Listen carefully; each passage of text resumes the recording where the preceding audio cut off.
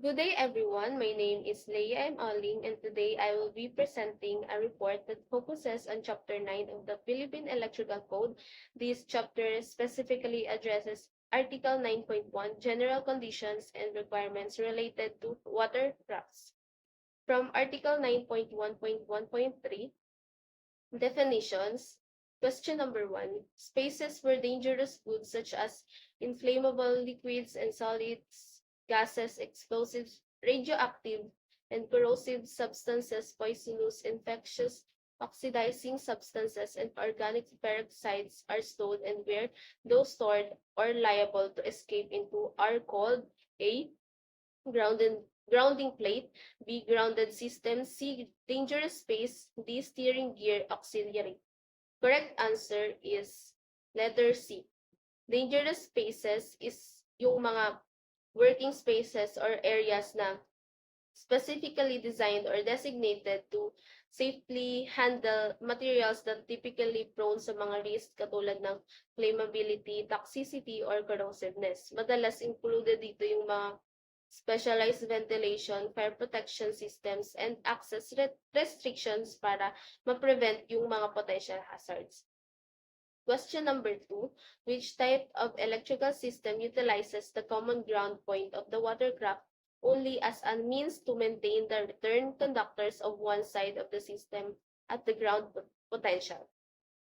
A. Grounding plate, B. Grounded system, C. Steering gear electric, D. Steering gear control system remote. Correct answer is letter B.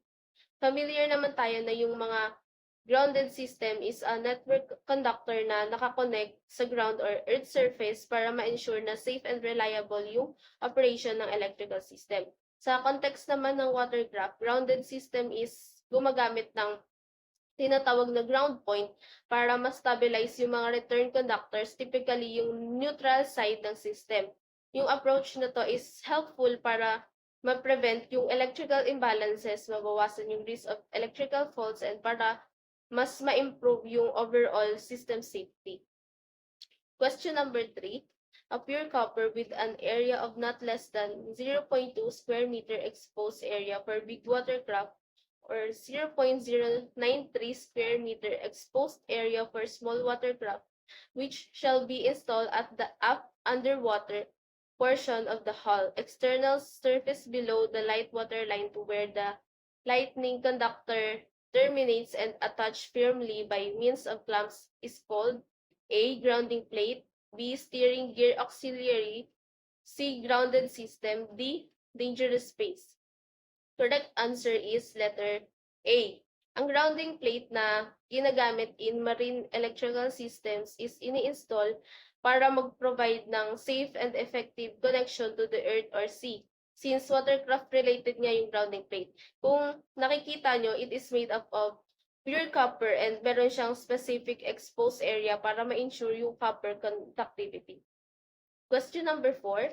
What do you call a steering gear powered by an electric motor and its associated electrical equipment?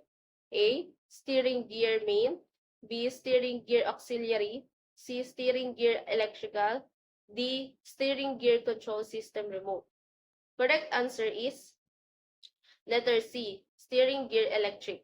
So, electric steering gear is typical na ginagamit sa mga modern vessels due to its ease of integration with automated system. Itong type of steering system on a vessel use electrical motor as its primary power source para ma-operate yung rudder and other steering mechanisms ng vessel.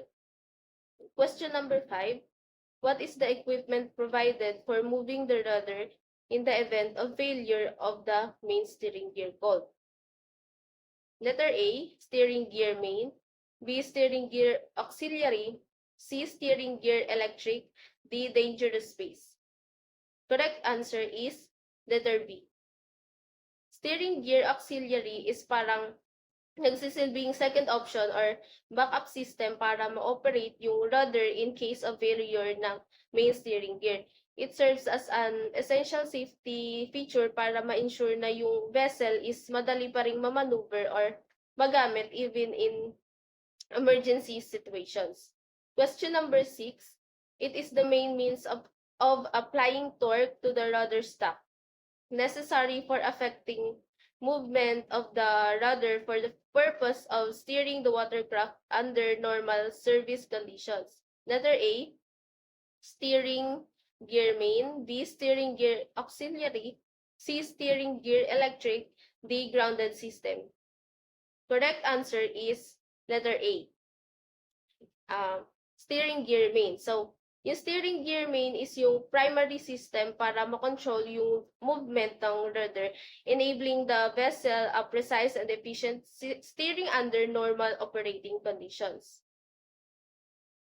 Question number 7. The means by which the required rudder movements are controlled remotely from the navigating bridge to the steering gear power unit controls is called letter A, grounding plate, B, steering gear auxiliary, C, steering gear control system remote, letter D, dangerous space. Correct answer is letter C. Katulad nung steering gear electric, yung steering gear control system remote is also ginagamit sa mga modern vessels. Steering gear control system remote is a system that allows the operation of the steering gear from a location away from the steering gear itself. Ito yung nagtatransmit ng commands or instructions sa steering gear power unit controls para ma-move and ma-control yung rudder. From Article 9.1.4.3, question number 8, what is the design requirement that ensures electrical equipment allows easy access to parts needing inspections or adjustments with removable components like armature, field coils, rotors, and revolving fields? Letter A, watertight equipment, B, accessibility, C, insulation design, D, safety compliance. The correct answer is letter B, accessibility. So, yung accessibility is simply ensures na lahat ng mga critical components and equipment are easily accessible or reachable for inspection, maintenance, repair, or adjustments. Yung principle nito is para ma-maintain yung functionality and reliability ng mga components and equipments. From Article 9.1.4.4, question number 9, what is the requirement for electrical equipment exposed to weather, sea splashing, or severe moisture conditions to ensure it remains protected and operates within its design temperature range? Letter A, accessibility, B, insulated equipment, C, watertight equipment, D, ventilated enclosures. So, ang correct answer dito is letter C, watertight equipment. So, ito naman is yung mga electrical equipment design para no-withstand yung exposure sa extreme weather, sea splashing, or high moisture environments na hindi nakakompromise yung functionality or safety. Itong watertight equipment ensures na kapag ginamit tong mga to, will operate reliably and does not suffer damage from any water exposure. From Article 9.1.4.8, question number 10, which requirement ensures that nuts, screws, bolts, and pins used in electrical equipment remain effectively tight and mechanically locked to prevent loosening over time?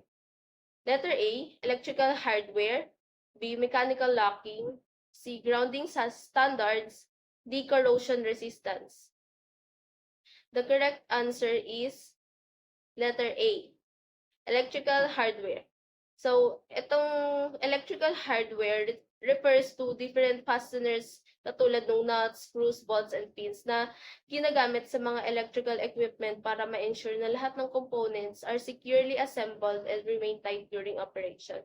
Required na yung lahat ng electrical hardware stays mechanically locked and prevent loosening over time, even under the influence of vibration, thermal expansion, or other operational stresses.